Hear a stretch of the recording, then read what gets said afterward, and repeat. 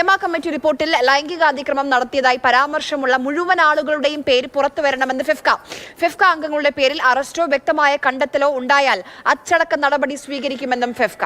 Pradeep Joseph വിവരങ്ങളുമായി ചേരുന്നുണ്ട്. പ്രദീപ്, ഈ ഒരു പ്രതികരണം വരാൻ എത്ര ദിവസം എടുത്തു അല്ലേ?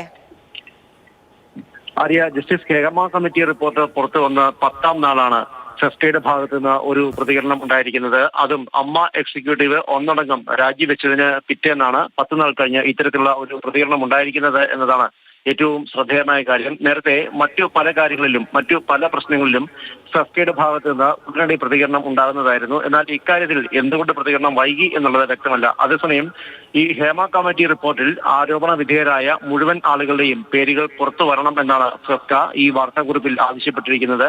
കോടതിയുടെ പരിഗണനയിലുള്ള വിഷയമായതുകൊണ്ട് തന്നെ കൂടുതൽ പ്രതികരണത്തിന് ഇല്ല. അതേസമയം ഈ ആക്ഷേപങ്ങളെക്കുറിച്ച് അന്വേഷിക്കാൻ സംസ്ഥാന സർക്കാർ പ്രത്യേക അന്വേഷണ സംഘത്തെ നിയോഗിച്ചതിനെ സ്വാഗതം ചെയ്യുന്നുവെന്നും FEFKA general secretary B Unnikrishnan പുറത്തിറക്കിയ വാർത്താക്കുറിപ്പിൽ പറയുന്നു. ഫെഫ്കയിലെ അംഗങ്ങളുടെ പേരിൽ ആരോപണം ഉയർന്നിട്ടുണ്ട്. ഈ സാഹചര്യത്തിൽ അറസ്റ്റോ അതല്ലെങ്കിൽ കോടതിയുടെയോ അന്വേഷണ സംഘത്തിന്റെയോ ഭാഗത്തു നിന്ന് വ്യക്തമായ കണ്ടെത്തലോ പരാമർശമോ ഉണ്ടായാൽ അവർക്കെതിരെ അച്ചടക്ക നടപടികൾ സ്വീകരിക്കുമെന്നും വാർത്താക്കുറിപ്പിൽ ഫെഫ്ക അറിയിച്ചിട്ടുണ്ട്. അതിജീവിതകൾക്ക് നിയമസഹായം ഉൾപ്പെടെ നൽകുന്നതിന് ഫെഫ്ക 3 അംഗങ്ങളുടെ ഒരു കോർ കമ്മിറ്റിയെ നിയോഗിക്കുമെന്ന് അറിയിച്ചു. അതുകൂടാതെ അതിജീവിതകൾക്ക് മാനസികമായി മുന്നോട്ട് പോകുന്നതിനായി ക്ലിനിക്കൽ സൈക്കോളജിസ്റ്റിന്റെ സേവനം ഉറപ്പാക്കുമെന്നും ഈ വാർത്താക്കുറിപ്പിൽ അറിയിച്ചിട്ടുണ്ട്. കൂടാതെ അമ്മ എക്സിക്യൂട്ടീവ് കമ്മിറ്റിയുടെ രാജി ആ സംഘടനയിലെ നവീകരണത്തിന്റെ വിപ്ലവാത്മകമായ തുടക്കമാവട്ടെ എന്ന് പ്രത്യാശിച്ചുകൊണ്ടാണ് ഈ വാർത്താക്കുറിപ്പ് അവസാനിക്കുന്നത്.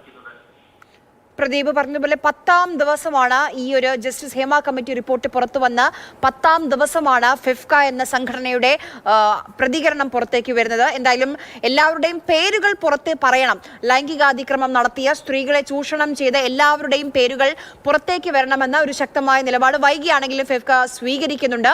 ഫിഫ്ക അംഗങ്ങളുടെ പേരിൽ എന്തെങ്കിലും നടപടി ഉണ്ടായാൽ, അതായത് അറസ്റ്റ് അടക്കമുള്ള നടപടികളോ അല്ലെങ്കിൽ കൃത്യമായ കണ്ടെത്തലുകളോ ഉണ്ടായാൽ അച്ചടക്ക നടപടി സ്വീകരിക്കും എന്നുകൂടി ഫെഫ്ക പറയുന്നുണ്ട്.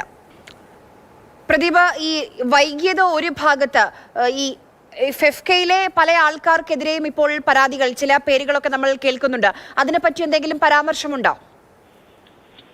ആര്യ, നമുക്കറിയാം ഈ ഹേമ കമ്മിറ്റി റിപ്പോർട്ട് പുറത്തു വന്നതിന് ശേഷം ഏറ്റവും ആദ്യം ഔദ്യോഗികമായി പരാതി ലഭിച്ചത് ഫെഫ്കയിലെ ഏറ്റവും പ്രമുഖനായ ഒരു അംഗത്തിനെതിരെയാണ്. ഡയറക്ടേഴ്സ് യൂണിയനിലെയും ഒപ്പം റൈറ്റേഴ്സ് യൂണിയനിലെയും അംഗമായ സംവിധായകൻ രഞ്ജിത്തിന് എതിരെയാണ് ഏറ്റവും ആദ്യം പോലീസിൽ പരാതി ലഭിക്കുന്നത്. ബംഗാളി നടിയാണ് ഇത് സംബന്ധിച്ചുള്ള പരാതി നൽകിയത്. ഇതിന് ശേഷമാണ് മലയാള സിനിമയിൽ നിന്നുള്ള നടികൾ ഉൾപ്പെടെ വിവിധ നടന്മാർക്കെതിരായി പരാതികൾ നൽകിയത്. അതേസമയം ഇത് സംബന്ധിച്ച് ഫെഫ്ക പറയുന്നത് 2 വരി കാര്യമാണ്. അതായത് ഫെഫ്ക അംഗങ്ങളിൽ ആരുടെയെങ്കിലും പേരിൽ ഇത്തരത്തിൽ ആരോപണങ്ങളുടെ പേരിൽ അറസ്റ്റ് അതല്ലെങ്കിൽ പോലീസിന്റെയോ കോടതിയുടെയോ ഭാഗത്തു നിന്ന് വ്യക്തമായ എന്തെങ്കിലും ഒരു കണ്ടെത്തലോ അതല്ലെങ്കിൽ പരാമർശമോ ഉണ്ടായാൽ മുൻകാലങ്ങളിൽ എന്നതുപോലെ അച്ചടക്ക നടപടികൾ സ്വീകരിക്കും എന്നാണ് ഈ വാർത്താക്കുറിപ്പിന്റെ 2ാമത്തെ പേജിൽ ഏതാണ്ട് പ്രദീപ് ജോസഫാണ് വിവരങ്ങൾ നൽകിയത്.